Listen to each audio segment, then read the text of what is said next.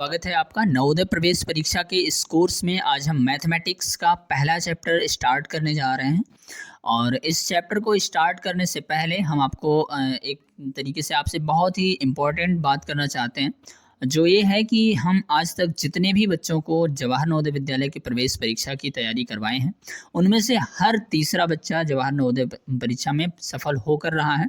इसीलिए आप जो है बढ़िया से इस कोर्स को जो है ध्यानपूर्वक पढ़िए और जितने भी क्वेश्चंस दिए जा रहे हैं उसको सॉल्व कीजिए, ताकि आपकी प्रिपरेशन बहुत ही अच्छी हो और हमारा जो ये रिकॉर्ड है ये बना रहे और आप जो है इसको और बेहतर बनाने की कोशिश करें। ठीक है, यानी मतलब आपको जो है इस बार सिलेक्शन लेकर ही रहना है। ठीक है, और जो है आपका जो एक तरीके से सिलेक्शन है वो हमारा ही लक्ष्य है। ठीक है, हमारा लक्ष्य है कि आप जो है इस एग्ज़ाम में सफल ज़रूर हों। ठीक है, तो आप जो है बढ़िया से इस जो भी आपको पढ़ाया जाता है उसकी जो है प्रैक्टिस करते रहिए और जो है सारे क्वेश्चंस को सॉल्व करते रहिए। जैसे इस तरह से हम आपको जो पढ़ने को बोलते हैं ठीक उसी तरह से आप उसको पढ़ते रहिए, उसको फॉलो करते रहिए, जिससे जो है आप जवाहर नवोदय विद्यालय की प्रवेश परीक्षा में सफल हो सकें। ठीक है, ये वीडियो जो है एक तरीके से फ्री वीडियो है। ठीक है, इसमें आप देख सकते हैं कि किस तरह से जो है हम आपको इसमें जो है पढ़ाने वाले हैं। इसके बाद से जो वीडियोज़ होंगे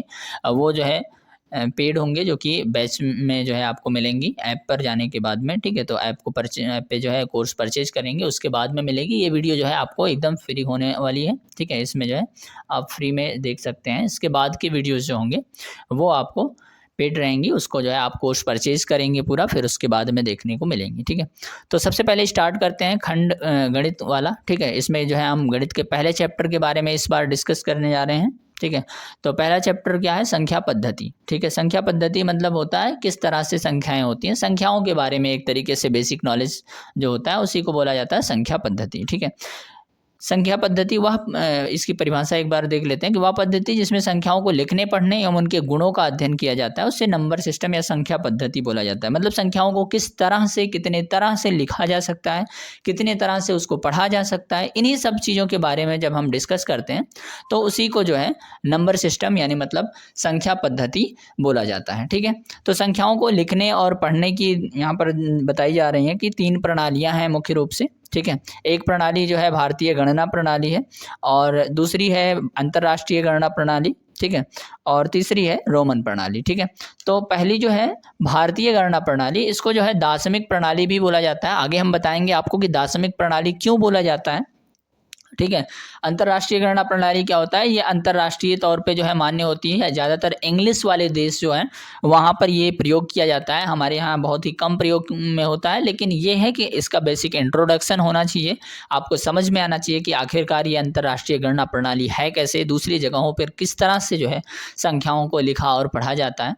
और रोमन प्रणाली जो है एक तरीके से सीरियल नंबर लिखने के काम में ज़्यादातर आता है। नहीं तो फिलहाल जो है इस परीक्षा के तौर पर अगर देखा जाए तो इसका जो है प्रयोग एक तरीके से बड़ी संख्याओं को लिखने के लिए कभी कभी किया जाता है। ठीक है, यानी मतलब आपको जो है कभी कभी एग्जाम में पूछा जा सकता है कि एक बड़ी सी संख्या दे दी जाएगी 5256 जैसे, और उसको जो है आपको रोमन प्रणाली में लिखना होगा, या फिर आपको कोई बड़ी सी या कठिन सी देख करके रोमन नंबर में दे दिया जाएगा संख्या, और उसको आपको जो है भारतीय गणना प्रणाली या अंतर्राष्ट्रीय गणना प्रणाली में आपको पढ़ करके या लिख करके उसमें जो है बताना होगा कि कौन सी जो है कौन सा ऑप्शन जो है वो करेक्ट है। ठीक है, तो बाकी जो है मुख्य रूप से आपको जो पढ़ना है वो है भारतीय गणना प्रणाली। इसी को हम अक्सर पढ़ते हैं और आज तक जो है हम एक तरीके से लिखते पढ़ते आ रहे होंगे। अभी आप इसको देखेंगे तो फिर इसको पहचानेंगे कि हाँ यही वाला जो है। ठीक है, तो अब शुरुआत करते हैं भारतीय गणना प्रणाली या दार्शनिक प्रणाली से। इसको दार्शनिक प्रणाली इसलिए बोला जाता है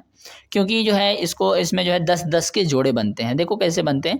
इस प्रणाली में संख्याओं को लिखने के लिए इकाई, दहाई, सैकड़ा, हजार, 10,000, लाख, 10 लाख, करोड़, 10 करोड़, अरब, 10 अरब, इस तरह से जो है खरब, 10 खरब करके संख्याओं को लिखा गया होता है। ठीक है, फिलहाल जो है हमको ज़्यादा नहीं पढ़ना है। ठीक है, अगर अक्सर जो है संख्याएं जो आती हैं वो अरब तक ही आती हैं, नहीं तो 10 अरब या खरब तक आ जाती हैं। ठीक है, उसके बाद में नहीं मिलती हैं संख्याएं। बाकी होता है, इसके आगे भी होता है। अरब के बाद में 10 अरब, फिर खरब, फिर 10 खरब होता है, फिर पदम होता है, फिर नील होता है, फिर शंख होता है, ठीक है, फिर महाशंख होता है। तो वो 10-10 करके जो है, जिस तरीके से लाख के बाद 10 लाख होता है, वैसे ही अरब के बाद भी 10 अरब होता है। इस तरह से जो है 10-10 करके होता रहता है, ठीक है। इसीलिए इसको जो है दाशमिक प्रणाली भी बोला जाता है, ठीक है।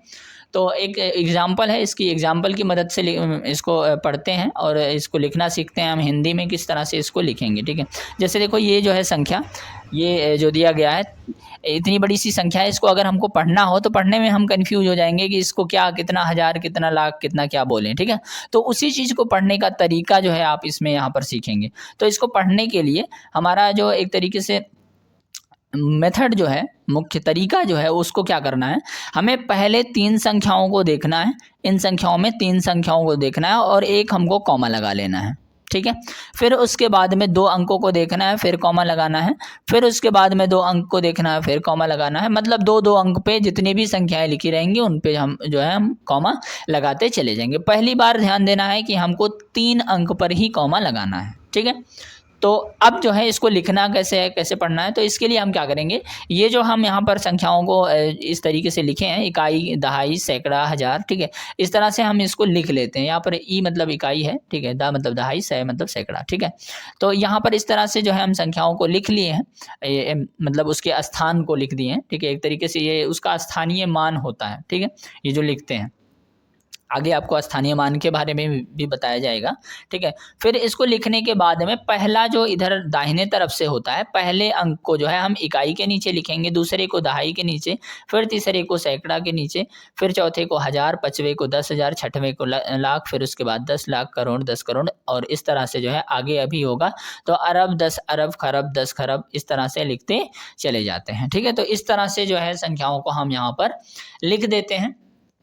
उसके बाद में अब इसको पढ़ने की बारी आती है, ठीक है। किस तरह से इसको हम पढ़ेंगे उसको देखते हैं।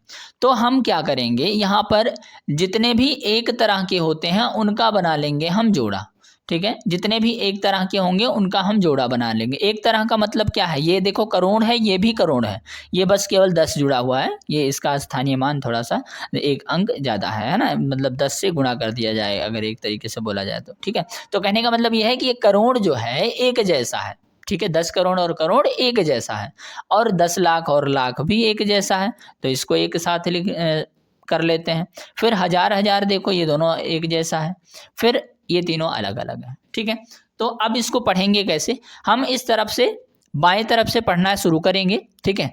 और इसको पढ़ेंगे 43 करोड़, यहाँ पर करोड़ लिखा गया है इसीलिए इस गिनती को पढ़ेंगे, फिर उसके बाद में उसके पीछे हम करोड़ लगाएंगे। तो ये हो जाएगा 43 करोड़ 25 लाख 23 हज़ार, फिर उसके बाद में 7 को हम 100 पढ़ेंगे, सैकड़ा को हम 100 पढ़ते हैं, 700, और इन दोनों संख्याओं को एक साथ पढ़ते हैं। ये संख्याएं पढ़ना आपको आता ही है, 16 लिखा गया, ठीक है, 716। तो इसको अगर हमें हिंदी में लिखना हो, अगर इसी संख्या को लिखना अगर हो तो हम कैसे लिखेंगे, लिखेंगे इसको हम 43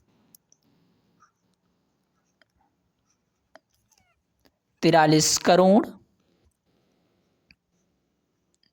फिर उसके बाद में 25 लाख, ठीक है,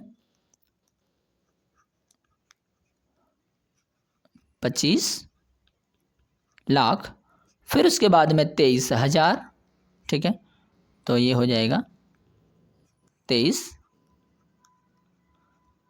हज़ार, और उसके बाद में 716, ठीक है, 700, फिर उसके बाद में 16, ठीक।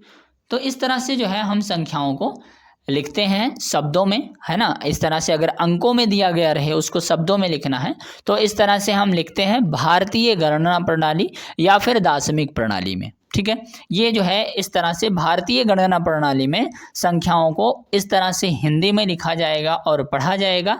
बाकी हिंदी जो गिनती में एक तरीके से अगर लिखना है अंक को, तो इस तरह से हम पहली बार में 3 अंक पे कॉमा लगाते हैं, फिर 2-2 अंक पे कॉमा लगा करके इस तरह से जो है हम इसको लिखते हैं। ठीक है, तो हिंदी में अगर इतनी बड़ी संख्या को गिनती में अगर इतनी बड़ी संख्या को भारतीय गणना प्रणाली में लिखना है तो हम ये कॉमा लगा करके जरूर लिखते हैं, बिना कॉमा के नहीं लिखते हैं। ठीक है, आपने देखा होगा किताबों में अक्सर जब लिखा रहता है तो इस तरह जो है कॉमा लगाए रहते हैं। ठीक है, तो इस तरह से जो है कॉमा लगा करके ही लिखना है अगर बड़ी संख्या को आप लिखते हैं। बाकी 3 अंकों की संख्या को कॉमा के बिना भी लिखा जाता है, जो कि इसमें कॉमा नहीं लगता है। ठीक है, तो ये है तरीका भारतीय गणना प्रणाली या दशमिक प्रणाली को लिखने और पढ़ने की। ठीक है, कितनी भी बड़ी संख्या हो उसको इस तरह से लिखा जा सकता है। अब प्रश्न उठता है कि अगर मान लो यहाँ पर 0 आ जाए किसी जगह पर, तो फिर हम इसको कैसे लिखेंगे, कैसे पढ़ेंगे, ये चीज़ थोड़ा सा ध्यान देने वाली बात है, इसको देख लेते हैं। ठीक है, जैसे मान लो अगर यहाँ पर एक 0 हो जाता है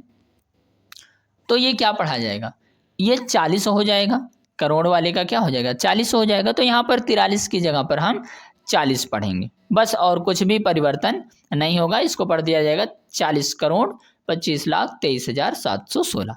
लेकिन अगर मान लो यहाँ पर 0 ना हो करके 0 जो है यहाँ पर, तो 0 मान लो हो ही गया है, एक 0 यहाँ पर भी हो जाता है। अब क्या पढ़ेंगे, तो देखो यहाँ पर 40 करोड़ तो पढ़ा ही जाएगा, 40 करोड़ हो जाएगा। उसके बाद में इन दोनों को साथ में लेकर के अगर चलते हैं तो 0.5 का कुछ मतलब नहीं होता है अगर 0 पहले लगाया जाता है। तो हम केवल 5 लाख ही पढ़ेंगे, इसको हम पढ़ेंगे 40 करोड़ 5,23,716। बात समझ में आ रही होगी आपको, है ना। तो इस तरह से जो है पढ़ना है। और अगर मान लो यहाँ पर 0 नहीं है, 0 कहाँ पर है, 0 मान लो यहाँ पर हो जाता है। अब क्या करेंगे, 100 की जगह पर हम क्या लिखेंगे, कुछ नहीं करना है, बस हमको क्या करना है 43 करोड़ 25,23,000, फिर उसके बाद में इतना हमको गायब कर देना है, ये 700 को गायब कर देना है। और क्या हो जाएगा, ये हो जाएगा 23,000 के बाद में 16, बस खत्म। ठीक है, तो इस तरह से जो है हमको इसको लिखना है। ठीक है,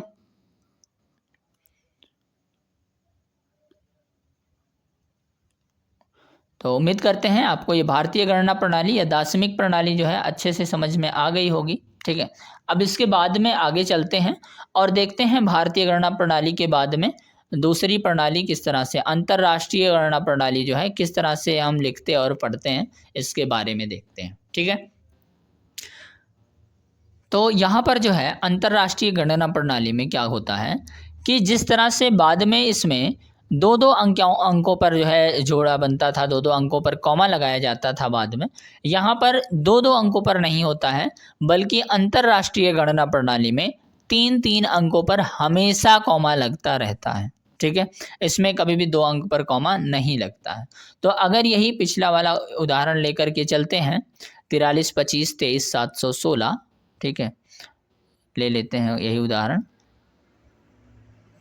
43 25 23 716, इतनी बड़ी सी संख्या है। इसी को अगर हमको अंतर्राष्ट्रीय गणना प्रणाली में लिखना है तो किस तरह से लिखेंगे, वही हम नहीं लिखेंगे जिस तरह से हम पहले लिखे थे, है ना। वो भारतीय गणना प्रणाली था, उसमें हम उस तरह से लिखे थे। अंतर्राष्ट्रीय गणना प्रणाली में दूसरी तरह से लिखा जाता है। कैसे लिखा जाता है, देखो यहाँ पर लिखा गया है कि इस प्रणाली में संख्याओं को लिखने के लिए क्रमशः इकाई, दहाई, सैकड़ा, हजार, 10,000, 100,000, मिलियन, 10 मिलियन, 100 मिलियन इत्यादि संकेतों का प्रयोग करते हैं। इसका क्या मतलब है, इसका मतलब ये है कि हम जिस तरह से उसमें लिख रहे थे ऊपर इकाई, दहाई, सैकड़ा, हजार, 10,000, लाख, 10 लाख, वैसे ही इसमें क्या लिखना है, इकाई, दहाई, सैकड़ा, हजार के बाद में 10,000 के बाद में 100,000 आता है, ना कि लाख आता है। ठीक है, तो वहाँ पर जो है 100,000 का पढ़ना है। उसको कैसे पढ़ेंगे, पहले हम यहाँ पर कॉमा लगा लेते हैं। हम बताए आपको कि 3-3 अंकों पर कॉमा लगाना है। ठीक है, तो 3 अंक यहाँ पर हो गया, 3 अंक फिर यहाँ पर हो गया और 3 अंक फिर यहाँ हो गया। अब इसको कैसे पढ़ेंगे, सबसे पहले होता है इकाई, दहाई, सैकड़ा, ये आपको भी पता है। ठीक है, इकाई, दहाई, फिर सैकड़ा, फिर उसके बाद में होता है हजार, आपको भी पता है। हजार के बाद में 10,000 होता है, ये भी आपको पता है। लेकिन यहाँ पर लाख नहीं होगा, उसके बाद में 10,000 के बाद में होगा 100,000। 10,000 के बाद में होगा 100,000। फिर उसके बाद में अब 1000 के बाद में यहाँ पर लाख कोई नहीं आएगा, 100,000 के बाद भी लाख नहीं आएगा, यहाँ पर क्या आएगा, 1000 के बाद में मिलियन, एक नया जो है संबोधित करने का तरीका है। ठीक है, जैसे तुमको घर पे कुछ दूसरे नाम से बुलाते हैं, स्कूल में कुछ दूसरे नाम से बुलाते हैं, वैसे यहाँ पर भी जो है लाख नहीं है, 10 लाख नहीं है, मिलियन, यहाँ पर जो है मिलियन बोला जा रहा है, इसका एक अलग नाम दे दिया गया है। ठीक है, तो ये हो गया मिलियन। फिर मिलियन के बाद में जो होता है वो होता है 10 मिलियन, मिलियन के बाद में 10 मिलियन। फिर उसके बाद में 10 मिलियन के बाद में फिर दूसरा कुछ नहीं आता है, फिर 100 मिलियन होता है। ठीक है, इसमें 10 के बाद में दहाई, देखो उसको दाशमिक प्रणाली बोला जाता था क्योंकि 10-10 तक चलता था, लेकिन इसमें जो है क्या होता है, इसमें 100-100 तक पढ़ा जाता है ना, 100-100 तक एक ही सिस्टम चलता है। ठीक है, जैसे 1000 है तो 100,000 तक, मिलियन है तो 100 मिलियन तक। ठीक है, इस तरह से जो है होता है। तो अब 100 मिलियन हो गया, अब मिलियन को तो बदलना पड़ेगा। इसके बाद में क्या होता है, मिलियन के बाद में, मिलियन के बाद में भी होता है, जैसे उसमें हमने बताया था अरब होता है, फिर खरब होता है ना, फिर उसके बाद में पदम होता है, फिर नील होता है, फिर शंख होता है, महाशंख होता है ना। तो वैसे ही यहाँ पर भी जो है मिलियन के बाद में, मिलियन के बाद में भी होता है, क्या होता है, मिलियन के बाद में बिलियन होता है। क्या होता है, बिलियन, उसी माँ पे छोटी की मात्रा जो है उसको बा पे छोटी की मात्रा बना देते हैं। ठीक है, तो बिलियन हो जाता है। बिलियन के बाद में 10 बिलियन होता है। ठीक है, फिर उसके बाद में जान ही रहे हैं आप लोग 100 बिलियन हो जाएगा, है ना। फिर अब 100 बिलियन हो गया तो फिर बदलना पड़ेगा। वैसे तो संख्या जो है बहुत बड़ी हो गई है, इसके आगे जो है इतना ज़्यादा पूछा नहीं जाता है आपको एग्जाम में, बिलियन से ज़्यादा तो हम गारंटी के साथ कह सकते हैं नहीं पूछा जाएगा। ठीक है, बाकी आगे है जो है बिलियन के बाद में भी होता है ट्रिलियन होता है, और उसके बाद में आपको जो है नहीं पूछा जाता है, बहुत बड़ी संख्या बन जाएगी। ठीक है, ट्रिलियन में शायद ही कोई चीज़ काउंट किया जाता है, नहीं तो कुछ भी काउंट नहीं किया जाता है। ठीक है,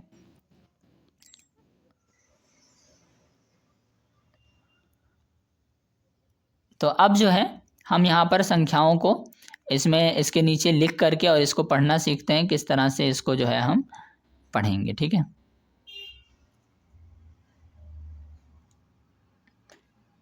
अब इसके नीचे जो है हम संख्याओं को लिख लेते हैं, जो ऊपर संख्याएं दी गई हैं। जैसे देखो यहाँ पर 6 दिया गया है तो 6 को इधर लिखेंगे, 1 को इधर लिखेंगे, 7 को यहाँ लिखेंगे, 3 हो जाएगा, फिर उसके बाद में 2 हो जाएगा, 5 हो जाएगा, है ना, फिर 2 हो जाएगा, 3 हो जाएगा, फिर उसके बाद में 4 हो जाएगा, बस खत्म। अब जो है यहाँ पर इसको पढ़ना शुरू करते हैं। अब ध्यान देना है ये कि यहाँ पर जो एक जैसे हैं उसको एक साथ पढ़ा जाएगा, जैसे वहाँ पर लाख और 10 लाख को एक साथ में, 1000 10,000 को एक साथ में, वैसे यहाँ पर भी एक तरह से जो है उसको हम एक साथ में पढ़ेंगे। ठीक है, तो एक साथ में कैसे पढ़ना है उसको देखते हैं। जैसे मान लो यहाँ पर सैकड़ा, दहाई, इकाई तो ऐसे ही पढ़ा जाएगा, 1000 को एक साथ। तो अब हम देखते हैं कहाँ से है, देखो मिलियन मिलियन मिलियन। ठीक है, 3 तरह के ये देखो मिलियन दिख रहे हैं। ठीक है, तो मिलियन वाले को हम एक साथ पढ़ेंगे। फिर देखो 1000 1000 1000, 1000 वाले एक साथ दिख रहे हैं तो इसको एक साथ पढ़ेंगे। फिर उसके बाद में सैकड़ा, दहाई, इकाई, ये आपको आता है। ठीक है, तो अब जो है यहाँ पर इसको पढ़ेंगे 432, इसको एक साथ। ठीक है, इसको एक साथ में ही पढ़ना है, 432 मिलियन, चूंकि ये मिलियन है। ठीक है, 100 मिलियन, 10 मिलियन, मिलियन, तो इसको हम मिलियन पढ़ेंगे, 432 मिलियन 523,716, इसके पीछे कुछ नहीं लगाना। ठीक है, 716 खत्म। ठीक है, तो इस तरह से जो है अंतरराष्ट्रीय गणना प्रणाली को हम लिखते और पढ़ते हैं। तो इसको अगर हिंदी में लिखना हो तो फिर कैसे लिखेंगे, लिखेंगे 432 432 क्या हो जाएगा, मिलियन हो जाएगा। फिर उसके बाद में 523 523, उसके बाद में 523 के बाद में 1000 लगेगा क्योंकि ये तीनों 1000 हैं। ठीक, उसके बाद में अब 716, 716 16। ठीक है, तो इस तरह से जो है संख्याओं को अंतरराष्ट्रीय गणना प्रणाली में लिखा जा सकता है। ठीक है, कुछ खास नहीं है, बहुत ज़्यादा टफ जैसा कुछ नहीं है, बस एक तरीके से संख्याओं को लिखना पढ़ना सिखाया जा रहा है आपको। ये बहुत ही छोटी चीज़ है, ये आपको पहले से भी पता होगा, और ये जो है थोड़ा सा इम्पॉर्टेंट भी है, क्योंकि कभी कभी जो है इसको शब्दों में आपसे पूछ लिया जाता है कोई बड़ी सी संख्या दे करके, तो आपको जो है कन्फ्यूज नहीं होना है।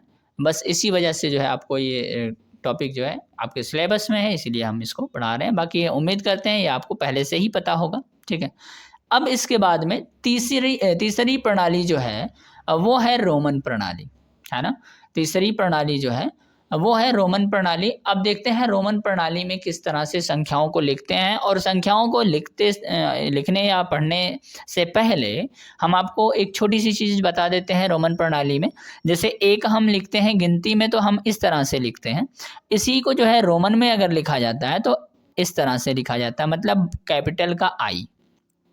ठीक है, कैपिटल का आई जो है वो जो है नंबर वाला जो है हमारे हिंदी वाले जो नंबर होते हैं ना गिनती के, उसके जो है एक के बराबर होते हैं, मतलब उसको हम एक पढ़ते हैं। ठीक है, बाकी क्या है, 5 के बराबर होता है वी, यानी मतलब इंग्लिश का वी जो है वो जो लिखा रहता है अगर, तो उसको जो है हम 5 पढ़ते हैं। और अगर 10 लिखना है तो उसके लिए हम लिखते हैं कैपिटल इंग्लिश का एक्स। ठीक है, यानी मतलब एक्स को बोलेंगे 10। ठीक है, अब इसको हम पढ़ना शुरू करते हैं, देखते हैं किस तरह से संख्याओं को लिखा जाता है। देखो 1 यहाँ पर नंबर में 1 होता है तो आई लिखते हैं, यानी मतलब ये भी 1 है। ये किसका है, रोमन पद्धति का, रोमन प्रणाली का 1 है। ठीक है, अब 2 लिखना है अगर हमें, तो हम क्या करते हैं, इसको टेढ़ा मेढ़ा नहीं करते हैं, जिस तरह से 1 को टेढ़ा मेढ़ा करके 2 बना दिया गया। हम क्या करते हैं, इसी आई को जो है एक बार और लिख देते हैं। आई जब हो जाता है तो उसको हम 2 पढ़ते हैं। ठीक है, ऐसे ही 3 लिखना होता है तो 3 बार लिख लेते हैं उसी को। 4 बार लिखना होगा तो 4 बार नहीं, 4 बार नहीं। ठीक है, 3 बार तो हम रिपीट कर सकते हैं, लेकिन 4 बार रिपीट नहीं करना है। किसी भी नंबर को, किसी भी अल्फ़ाबेट को कभी भी 4 बार रिपीट नहीं करना है, इस चीज़ को विशेष ध्यान रखना है।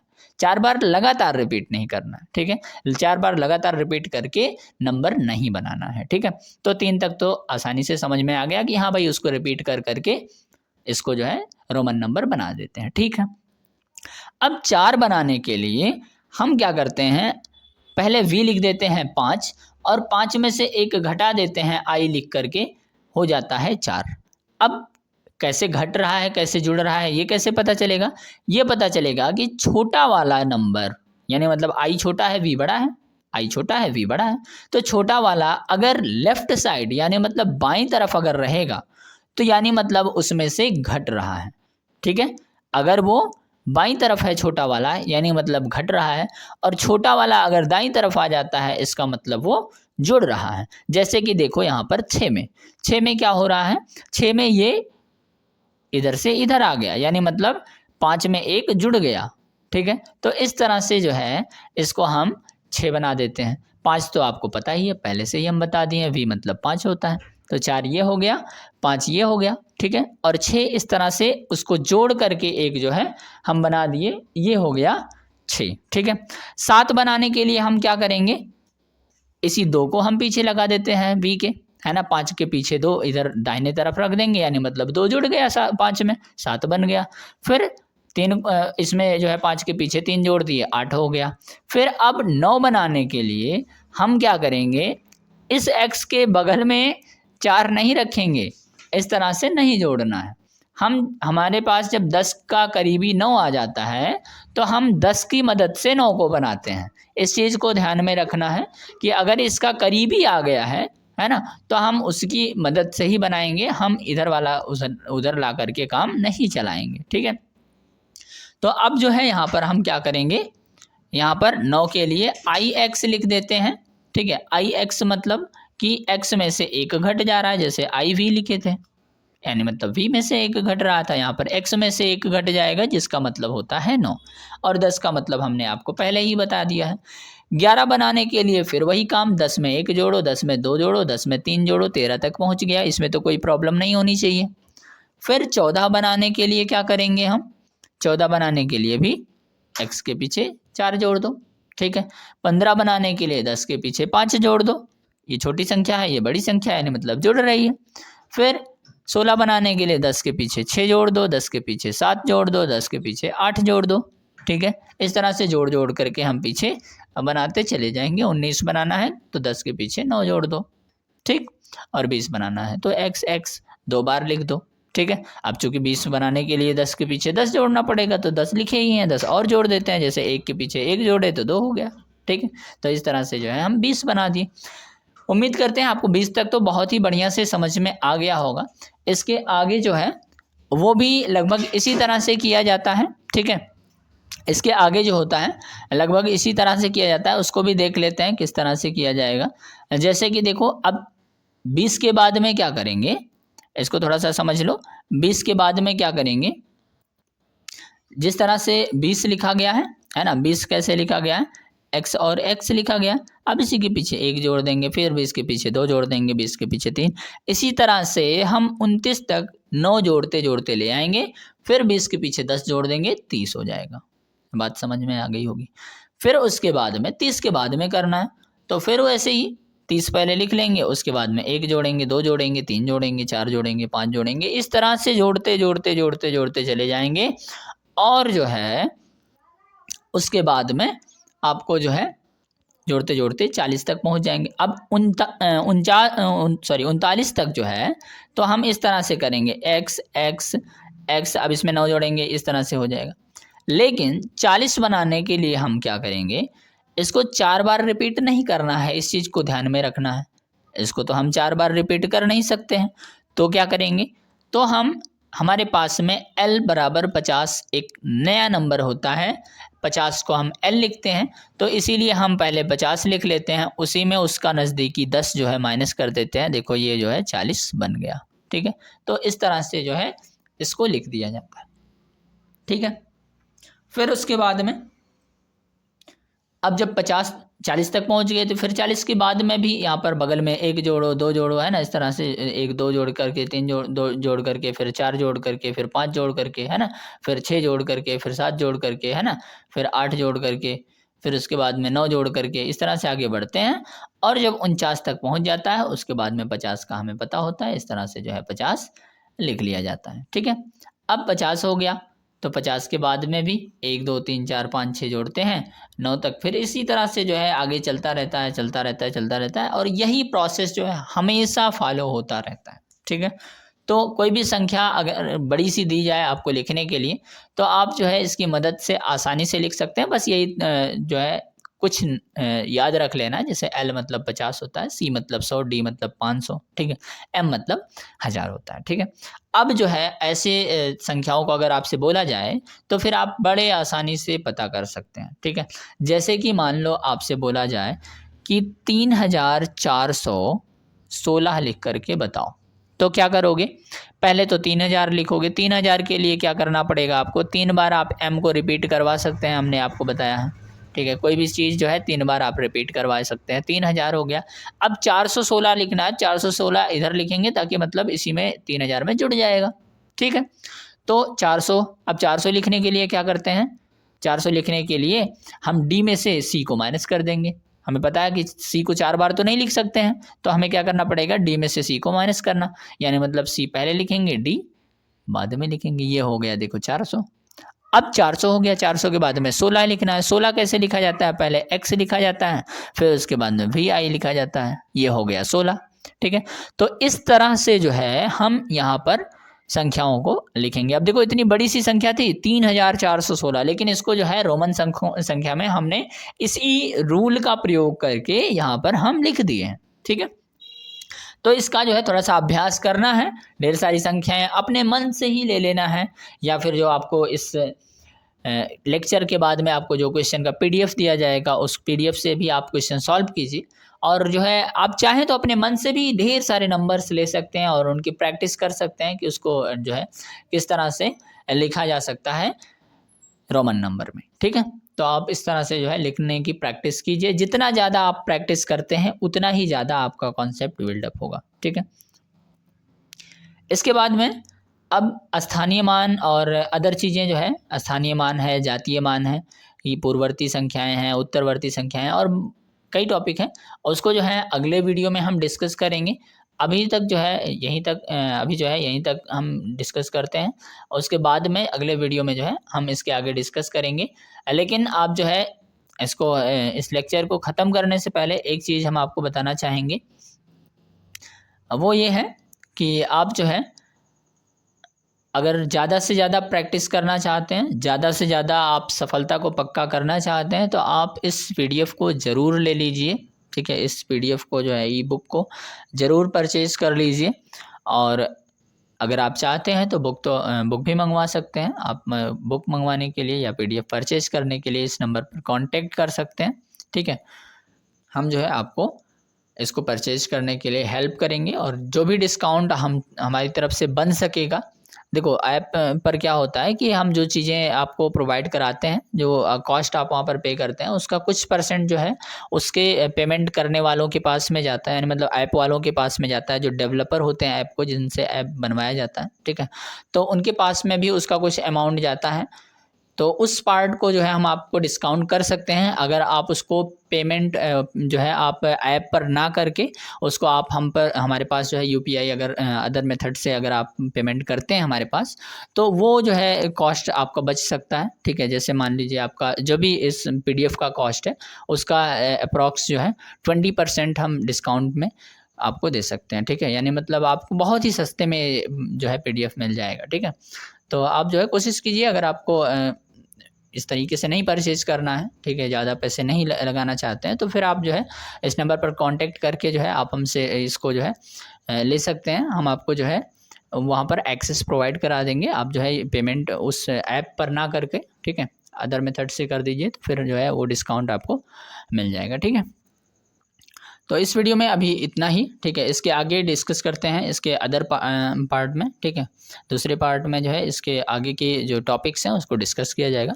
तब तक जो है इंतज़ार कीजिए अगले वीडियो का, ठीक है। और प्रैक्टिस कीजिए जितने भी क्वेश्चंस आपको प्रोवाइड कराए गए हैं, ठीक है। धीरे धीरे आपको जो है टेस्ट भी आ जाएंगे आपके ऐप पर, ठीक है। तो ऐप पर जो है टेस्ट भी आ जाएंगे, तो आप टेस्ट भी देते रहिएगा, टॉपिक वाइज आएंगे, ठीक है। सभी चैप्टर्स के टेस्ट आपको मिलेंगे, तो वहाँ पर जो है आप टेस्ट दे सकते हैं और अपने आप को जो है इवेलुएट कर सकते हैं कि इस तरह से कितना जो है आपने प्रैक्टिस किया है, आपने कितना जो है एक तरीके से कॉन्सेप्ट को बिल्डअप किया है। टेस्ट के माध्यम से आपको बहुत ही अच्छे से पता चलेगा, ठीक है।